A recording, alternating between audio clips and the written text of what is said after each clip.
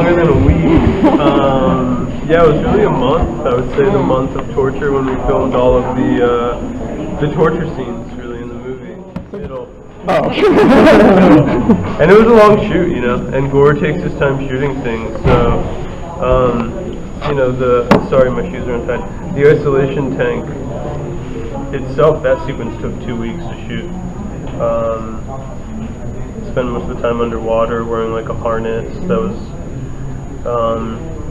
you know, I was bolted into the side basically to keep my body horizontal, and I was breathing through an oxygen tube. And, yeah, it was really intense. Well, I mean, it was the most physically challenging, you know, but it's fun to be challenged in different ways. But the sensory deprivation chamber was definitely the most physically challenging part of shooting. Yeah, the hit scene was crazy, but also that one was kind of fast. Like that we shot in a day or two, so that was just more terrifying psychologically more than physically. Yeah, you know, it's a scene where I didn't really know how I was going to react and I just ended up like squealing like a pig, and Gore seemed to be into that. So yeah. I mean, not really. No. I've been pretty okay with dentists. Yeah. Mystery of it all. Well, yeah, I think that, but that's one of the things that's great about it is a mystery, and you do kind of never know what's going to happen next, and it is like, you know, it's a surprise until the very end. So when I read it, you know, Gore had already talked about wanting to make a movie that, you know, was like inspired by the great thrillers of the 70s, and that was exciting to me.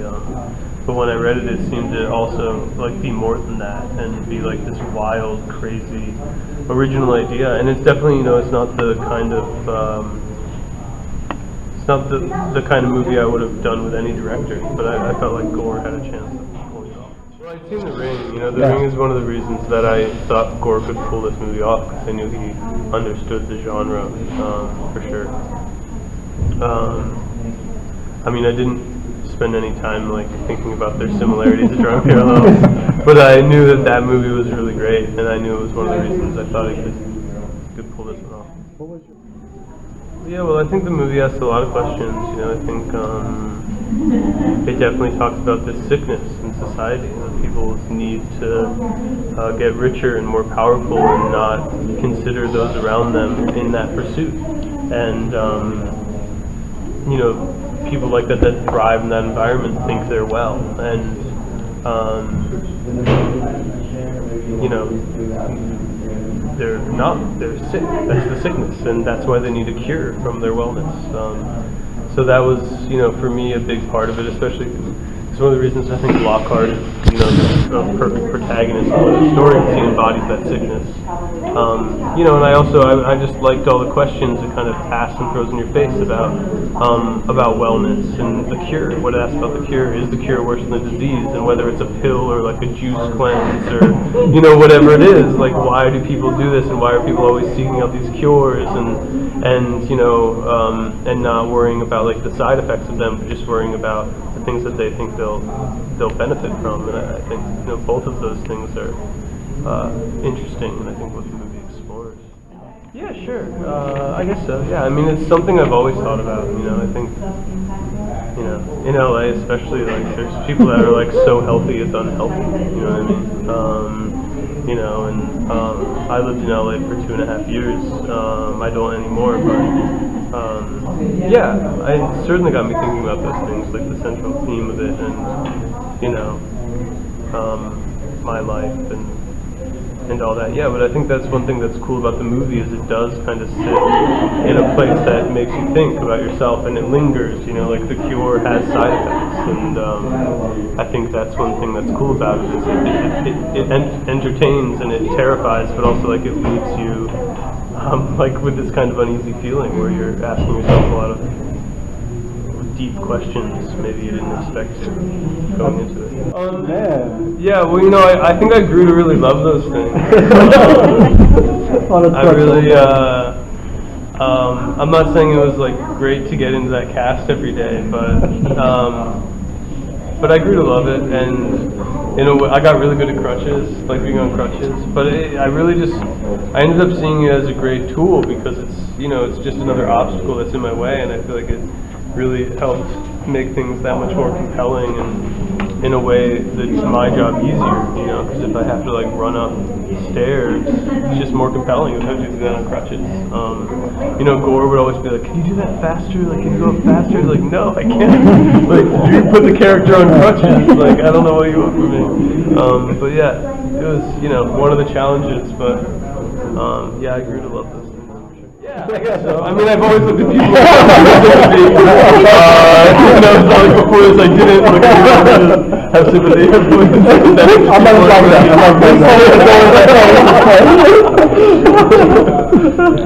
That's good. That's good. Yeah. I mean, it's called Belitz, and it's an old, military hospital. I think Hitler was cured of polio in that hospital during World War I. So it has this dark history to it.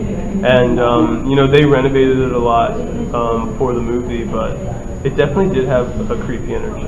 And certainly, the set direction didn't help the creepiness. But yeah, it was kind of a weird creepy place.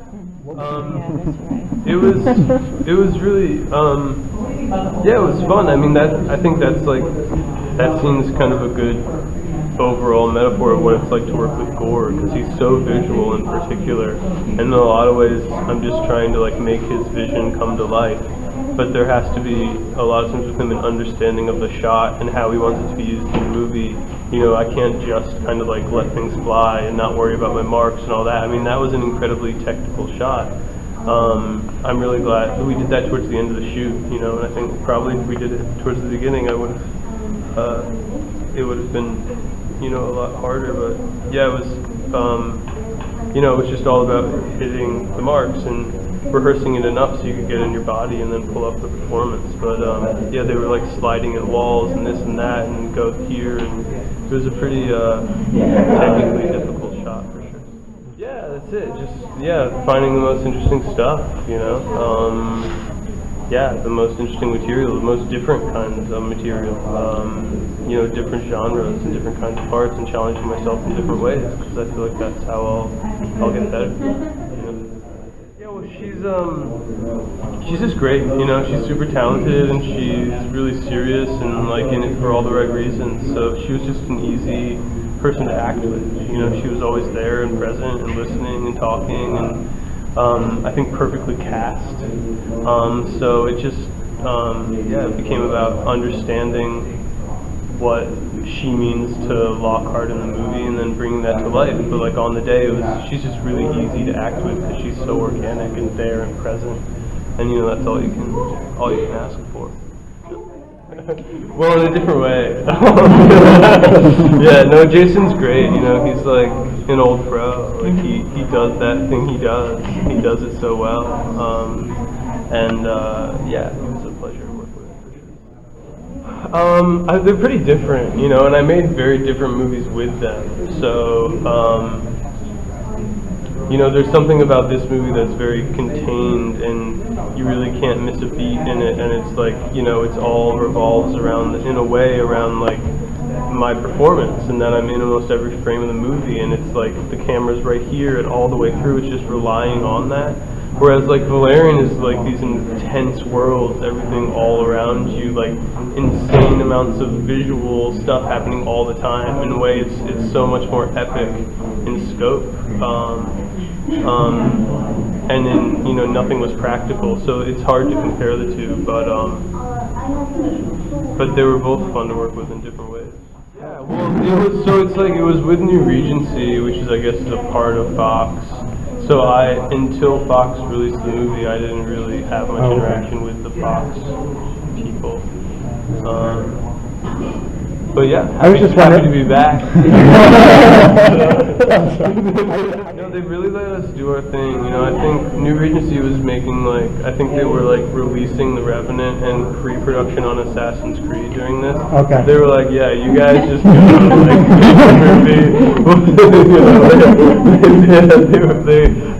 they were focused on other things, which in a way can be a blessing. You know, I think with Chronicle that was a blessing too. They were like, oh yeah, we'll give these kids what, $7-10 million to make this movie, like no sweat off our back.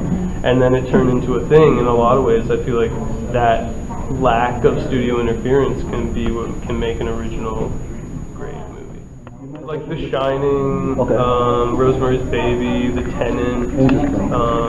The Omen. You know, those were the kind of the ones that Gore had me watch for the movie. Rear Window, which probably wasn't the 70s. But, You had a broken leg. yeah, he had a broken leg. Yeah, those were kind of the main ones that he had me watch. So they had a car that they put on almost like a rotisserie rig. Yeah. So it was just, they could flip it around and around and around, and they put me in there and just put it, that was one of the only shots that was behind a green screen, and just tumble. My arm popped out of the socket during that, sequence. Ouch. It was very effective. Good, yeah, when it popped out of the socket, I told Corey better use that take. And he claims he did, but I think he cuts it right before the arm pops out. Well, it just depends, like, on, like, the underwater stuff was most physically demanding, you know? I mean, like, but then, like, you know, in a lot of ways, the, like, speech I give at the end of the movie was hard in different ways. You know, not a day went by that was easy. Okay. And it was 5 months, and it really was incredibly physically and psychologically demanding, and it was like a marathon. Gore shoots in such a slow, methodical way that it took a lot of patience and perseverance, and it's hard to, there were a lot of hard days. It was a tough shoot. Yeah, well, you know, in a way, I feel like it gave me a career reboot. You know, like if I was attached to make those movies, I would be making all these movies where I would be playing like the same guy in like basically a supporting role. And now I've been given opportunities to make like much more original content and be the lead role. So I'll always be thankful for Spider-Man, because I feel like without Spider-Man I wouldn't be in this movie or like in Valerian. And in a way, I'll always be thankful that they rebooted it, because I could reboot too. Nice. Yeah. That's a very common. I'll be the next Leonardo DiCaprio. Like, I take that. There's worse things to be called. Yeah, I hope so. Yeah. Awesome. Thanks so much.